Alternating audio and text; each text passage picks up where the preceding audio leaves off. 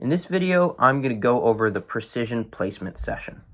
And this is an interesting drill in that there is no sets, no reps, it's just about the intention.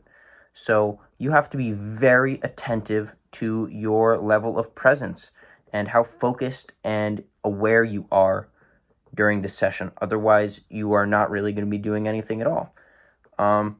So you want to really be paying attention to precision and accuracy here. And a good way to do that is to focus on the where and the how of your movement. So the two avenues I really want you to explore are where and how. So that's just like, where are you placing your hand?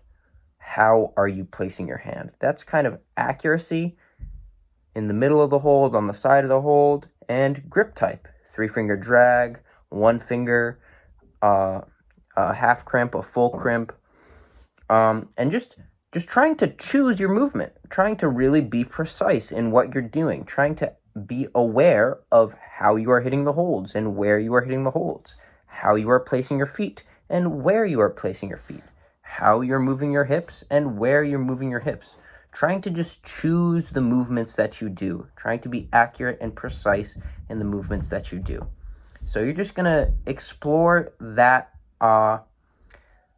query. I don't know, just explore that idea for 25 to 30 minutes, and that will be your precision placement session. The rest of this video is just going to be me breaking down an example session and giving some things to pay attention to when it comes to the difficulty of your climbs. So you'll notice during this climb, and I'll play it again so you get a second chance, that all of my movements are quite precise and are definitely premeditated, although they might not be in control, which is, I think, a really good distinction and something that's really great about this drill, because what you can do in control and what you can do precisely are very different things. And that's one of the things that's really beautiful about this drill, is that you can do it at nearly all grade levels. You can do this on a V2, and you can do this on a V12 if you're nuts. And it will still be the same level of benefit, because you're just working with an intention of precision and accuracy. So while this drill is beneficial across all grade ranges, there is a different benefit depending on the difficulty of the climb. And I really, really like doing this drill on easier boulders, because you can put so much more of your focus on the intention itself when the climb is not that challenging for you. Just taking that extra moment to focus more on your grip type or the way you hit the hold and how well you have it is a luxury you might not have on a more difficult climb. And it just feels really gratifying to do a climb perfectly. And that's kind of like almost what happens naturally when you do this drill. At the same time, when you do this drill on boulders that are harder, you're going to be performing at a level that is closer to your peak performance. And that's very useful because you're going to be translating this skill more directly towards projecting and achieving your goals. At the same time, it is obviously much harder to focus on being accurate and precise when you're just trying to focus on not falling.